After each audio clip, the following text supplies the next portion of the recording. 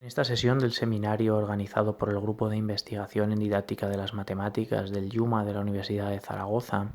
Carmen Arnal, de la Universidad de Zaragoza, nos muestra su trabajo de transferencia orientado a la elaboración de un libro de texto para primer curso de educación primaria. Voy a presentar esta primera parte, esta primera charla en el seminario de hoy, que se titula Transferencia de resultados de investigación para la elaboración de un libro de texto para primero de educación primaria. En concreto, yo me he encargado de la parte de sentido numérico y sentido estocástico. Después hablará mi compañera Ana María, que se ha encargado de la parte del sentido de la medida, así como del bloque de geometría. Y bueno, esto es un poco las actividades y las estructuras de las unidades que hemos desarrollado hasta ahora, como ha dicho Pablo, en estos contratos M4 que hemos desarrollado estos meses. Pues bueno, comienzo por la parte del sentido numérico, que sería lo que correspondería al bloque de aritmética en el libro, y van a ser 4 unidades que se han basado en estos 4 principios para llevar a cabo las actividades que hemos construido para ellas. El primero sería entender la aritmética oral como una base para la aritmética escrita, y sobre todo que le hemos dado una gran importancia al recitado. Es decir, se puede entender que sin ser capaz de recitar el alumno o la alumna no va a poder comprender el significado del número 20, por ejemplo, si no es capaz de llegar contando hasta él mediante la secuencia numérica. Y a través del recitado de los distintos niveles que entendemos que existen desde lo que se llama nivel cuerda hasta nivel cadena numerable bidireccional, es lo que hemos trabajado a lo largo de las propuestas de recitado para nuestra unidad, desde el nivel cuerda, que sería el recitado de la sucesión numérica como una cadena irrompible de palabras, o sea, aquí en este nivel el alumno o la alumna todavía no puede hacer un recuento de objetos, por ejemplo, porque no distingue dónde empieza y dónde termina cada palabra, y sin embargo en el último nivel, que es el que se empieza a trabajar, aunque no se llega a profundizar del todo en el primer curso de primaria, el alumnado podría hacer un recitado de palabras, de un número de palabras determinado de antemano, tanto hacia adelante como hacia atrás. Después tenemos también la relevancia de actividades del agrupamiento, puesto que al empezar la escritura de números de 2 cifras hay un salto cualitativo en cuanto a dificultad respecto a los de una sola cifra, que simplemente consiste en la memorización de cada signo con la palabra numérica. Aquí ya tenemos que tener en cuenta que el alumnado debe comprender lo que es el valor posicional de cada número,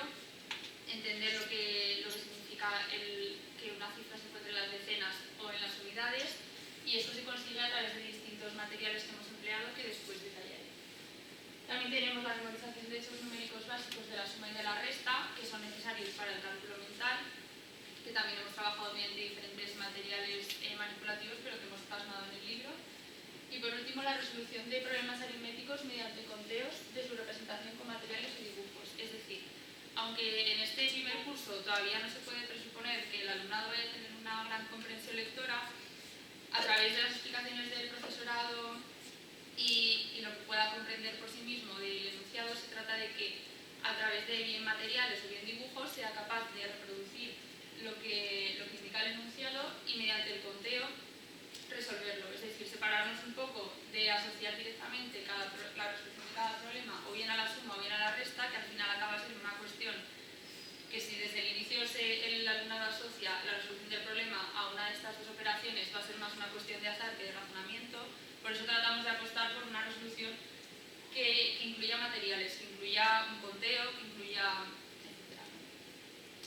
Bueno, esta ha sido la estructura de las unidades para aritmética, que son 4, y en las 4 contienen estos 4 apartados de aquí, que serían recitado, escritura y lectura de números, suma y resta y problemas. Lo hemos organizado un poco en bloques de los números hasta los que se llega en cada unidad. Primero tendríamos hasta el 30, después hasta el 40, hasta el 60 y hasta el 100 para el recitado. Y en cuanto a la escritura y la lectura, a veces puede ser un poco inferior, ¿vale? Priorizamos primero el recitado antes que puedan escribir o leer números tan altos. Así que para el recitado serían esos bloques. Para la escritura y la lectura, los bloques que aparecen aquí, pero iríamos variando cada vez de materiales en función de cómo vayan avanzando en la comprensión. Se empieza por regletas del Vinier-Leber, que van hasta el número 10. Después se emplean polícubos y ábaco en la unidad 2, que después pasaría a ser ábaco y la tabla de los 50 primeros números, y por último el ábaco y la tabla de los 100 primeros números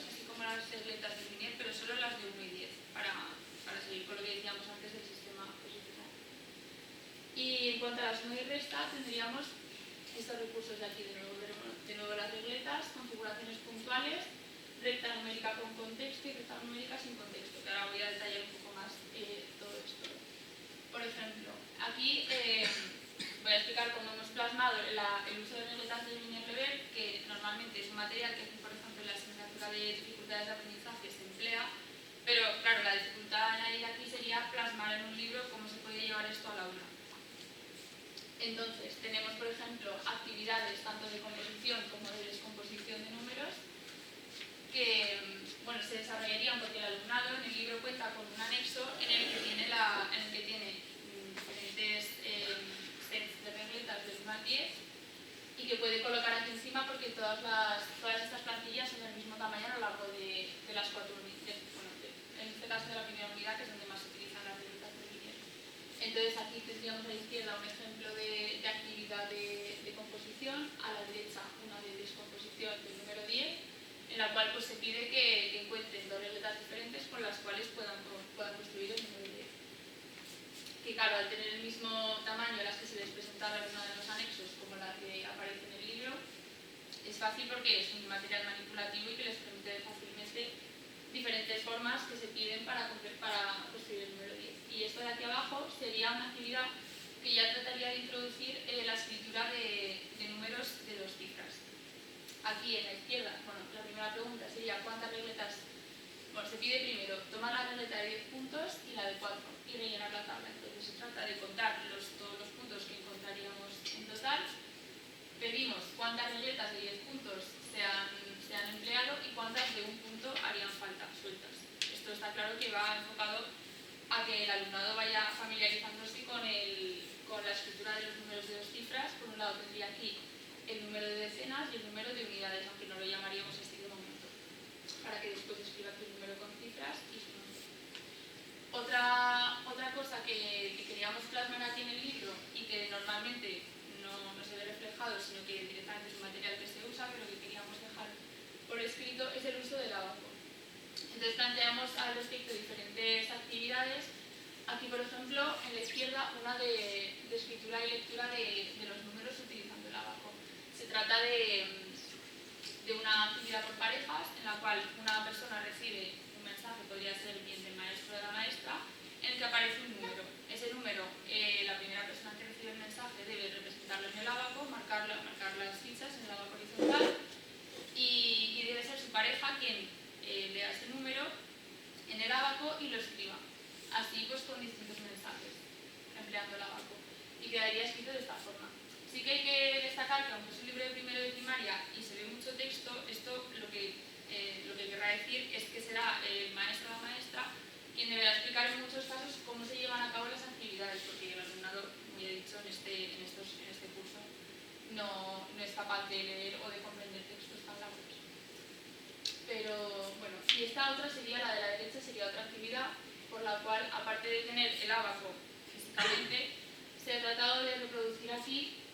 otra forma de poder trabajar con el abaco sobre el libro. Tendríamos arriba un ejemplo de cómo queda marcado el número 8 en el abaco horizontal y abajo se pide a través de, se les da un puñado de macarrones al alumnado y entonces se les pide que cuántos hay, que lo marquen y que cuántos faltan hasta 10. Se trata con esto de que empiezan a ver, igual que aquí arriba, y aquí quedan los números marcados en la izquierda y que a la derecha quedarían los que faltan hasta la decena. Bien, otra cosa a concretar de las que he mencionado antes sería en cuanto a la suma y a la resta. Una forma en la que trabajamos es con la recta numérica, pero antes de introducir la recta numérica formal que tiene esta de aquí, que sería contextualizada en un poco una situación que hemos inventado a través de un conejo, porque es alumnado bastante pequeño y que quizás antes de presentar una cosa tan abstracta como sería la recta real necesite algo un poco más contextualizado. Entonces se trata de que encontramos aquí en la posición 23 al conejo y se dice que tiene que dar 6 saltos para encontrar la zanahoria, 6 saltos hacia adelante. Entonces, al tener la recta tiene un apoyo, daría 6 saltos hacia adelante y con eso tendría uno de los significados, la aplicación de la suma, para que aquí debajo sea capaz de escribir algunas actividades previas, que 23 más 6 es 29, con el apoyo de esta recta. Este podría ser quizás algo que podríamos considerar un problema de estado, pero con la incógnita en el estado final. Pero también a través de esta recta hemos aprovechado y también podemos llegar a construir otros problemas en los que la incógnita está en un estado parcial. Como aquí, en el que se da el conejo en el estado inicial y en el estado final, de la casilla 21 a la 28, y simplemente, claro, con el apoyo de la recta puede contar cuántas casillas tiene que avanzar de la primera hasta la que llega, y que vea así que el significado de que el valor de la incógnita que falta es ese. Y bueno, en cuanto a los problemas, tal y como los hemos llevado al libro, serían de esta forma. Como veis, se da bastante importancia y se da bastante espacio a que haya una representación, o bien con dibujos, también con los materiales que decida, aparte de los propuestos, pues maestro o maestra, para que representen la información del enunciado, y se le da bastante importancia a esto. Desde luego no se pide operaciones, no se piden datos, sino que se deja un espacio así. Y vuelvo aquí un poco atrás para explicar aquí cómo ha sido la clasificación de los problemas en cada unidad. Se comienza con los más sencillos, que son los de estado, con la incógnita tanto en el estado final como en el parcial. Después ya se introducen también los de estado, transformación, estado y comparación, con la incógnita o bien en el final o en la transformación. Y ya es en la última unidad donde encontramos la que faltaba, que sería la incógnita en la comparación. Y ya en cuanto al sentido estocástico, hemos separado en dos unidades, este bloque un poco más pequeño, una referida a la probabilidad y otra a la estadística. La que va referida a la probabilidad se basa en estos tres principios de aquí, que sería conocer un significado intuitivo de la probabilidad y utilizar un lenguaje de uso común para expresar la incertidumbre. Esto se hace con actividades en las que se trata de movilizar que el alumnado haga una reflexión sobre su creencia de cómo de seguro o cómo de probable es que suceda hechos sobre los que se les plantea una reflexión, cotidianos, o sea, que les queden cercanos, y que sean ellos capaces de clasificar, aunque sea de forma cualitativa, pues entre si son sucesos imposibles hasta sucesos seguros. Hay una actividad que presentaré a continuación que es libre, simplemente se tiene marcado, ni siquiera se presenta todavía el lenguaje de imposible o seguro, y ya después se plantean otras, también a raíz de alguna corrección que hemos introducido en las unidades, en las que se deben clasificar los ciertos sucesos que se le plantean entre imposibles, poco probables, bastante probables y seguros.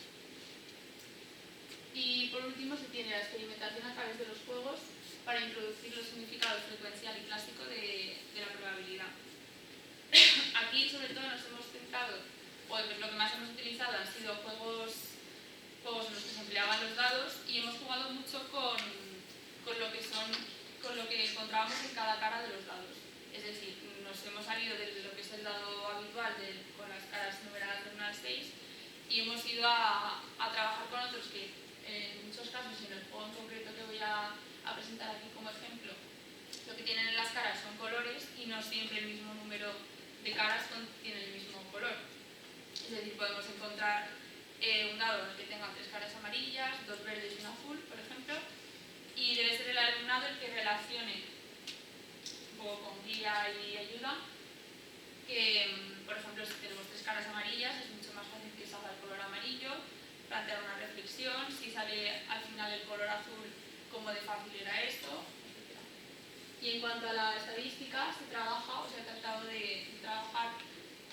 o por separado todas juntas, las 4 fases que propone el GAISE, que la primera sería formulación de preguntas para la investigación, después tendríamos la recogida de los datos y su análisis, y por último la interpretación de los resultados. En cuanto a la formulación de preguntas para la investigación, comenzamos con una actividad que ya propone Enrich, que es para una pregunta totalmente abierta, que es cómo es nuestra clase, para que empiecen a surgir preguntas en cuanto a características que pueden ser comunes a todos, que puedan tener solo algunos, conocer un poco la comparación entre personas que cumplen unas sí y otras no, para que sean ellos quienes empiecen a formularse preguntas y empiezan a surgir distintas formas de representación de estos resultados. Se le da mucha importancia a la recogida del análisis de los datos, que debe estar incluido todas las cosas interpretación de los resultados, que en este caso no pueden ser muy profundas, pero sí que se basan en comparar al final lo que serán algo parecido a diagramas de barras, pues en más que o menos que. Bien, esta actividad que presento aquí es la que nombraba antes sobre el lenguaje cotidiano de la probabilidad, que es una pregunta que llevamos a cabo en un centro educativo en unas varias sesiones que pudimos hacer aquí en el CEIP de Castellón. Y bueno, con un grupo de alumnos y alumnas trabajamos la parte, por un lado, la de sentido estocástico y por otro lado la de geometría. Esta en concreto, esta actividad que se plantea, lo que plantea aquí es una línea que tiene a la izquierda más difícil que ocurra y a la derecha más fácil que ocurra. Y al alumnado se le planteaban 6 actividades propuestas para el fin de semana, entre las que teníamos pues ir al colegio, montar en bici, hacer una excursión, ir al cine, dormir más o leer. Bien, lo que se trataba aquí con esta actividad es que el alumnado fuera capaz, en función de pues, actividades que realizan ellos en el día a día, si son habituales para ellos, si no, que los ordenaran en función, pues como muestra la revista, de más difícil a más fácil que suceda. Sí que lo que encontramos, que por un lado tuvimos dos partes. Por un lado, encontraron o supieron clasificar entre sucesos seguros, sucesos imposibles y sucesos posibles, es decir, sabían identificar dónde colocar las actividades justo en más difícil que ocurra y más fácil que ocurra, que podrían ser el equivalente a imposible y a seguro, y en medio podían colocar los que eran los sucesos posibles. Sin embargo, mostraban bastante reticencia a ordenar las actividades, es decir, no concebían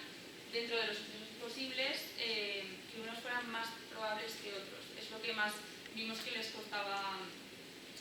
aceptar. No tenían problema en decir que había algunos que eran seguros, otros imposibles, otros posibles, pero dentro de los posibles no veíamos que, o por lo menos nos costaba mucho, hacer esa ordenación. ¿Vale? Sí que otra actividad que planteamos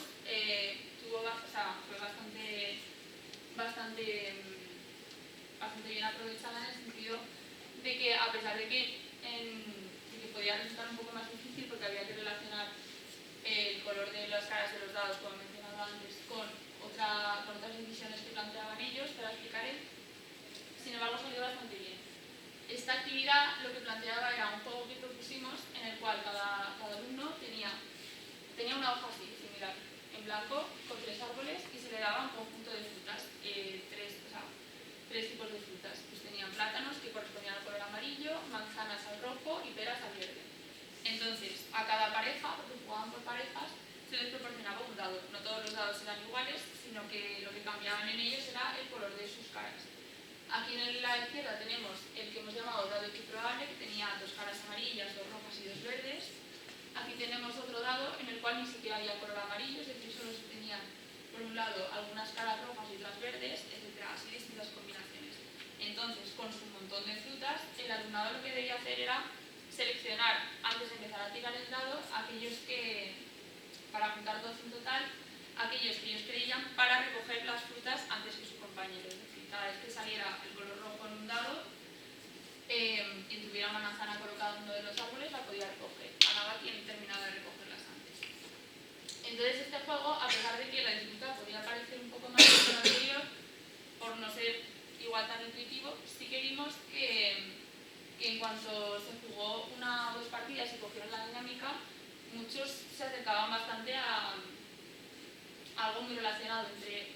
no proporcional, pero sí casi una colocación casi proporcional de las frutas con respecto a los colores de las caras del dado. Así que en el dado equiprobable, por ejemplo, esta pareja no consiguen del todo colocar el mismo número de frutas en los 3 árboles, pero la intención sí que era esa. Cuando hablamos con la pareja y nos explicaban el razonamiento de por qué habían colocado así las frutas, encontramos que sí, que su razonamiento era como que como había el mismo número de caras con cada color, que debían colocar un número o muy parecido de frutas de cada color también. Aunque no logran, porque tampoco llegan a saber colocar o a saber encontrar cuál es el número que deben colocar de cada fruta para que esté igual en las 3, es la intención que tenían. Sin embargo, aquí, en el dado que se les presenta a esta otra pareja que no tiene color amarillo, también hablando con los alumnos, se encuentra que tienen muy claro que el razonamiento es que como en las caras no se encuentra el color amarillo, no hay necesidad de colocar un plátano porque no va a salir nunca. Es decir, esos razonamientos llegaron enseguida a ellos y luego fueron empleados cuando construían sus tableros. Y bueno, ya en cuanto a la parte de estadística, aunque se planteaban otras actividades como la que ya he mencionado de Enrich, esta es una que queda al final de la unidad y donde se recogen las 4 fases. Aquí se les pregunta, bueno, se les da algunas preguntas ya realizadas sobre su familia, en este caso, son preguntas que tienen que ver, pues, la primera, ¿cuál es el número de espejos que tienes en tu casa? O elige la comida favorita de un familiar,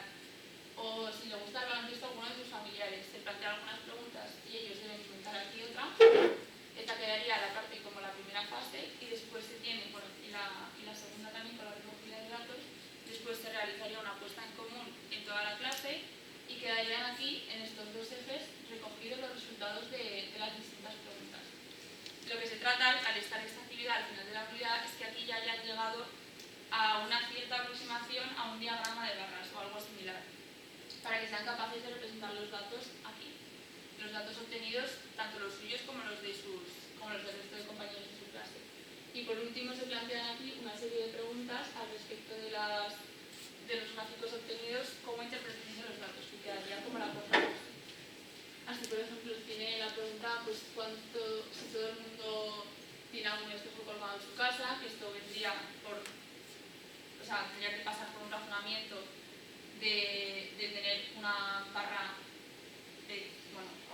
fuera del cero, etcétera, ¿no? Y bueno, con esta actividad se cerraría la unidad de estadística.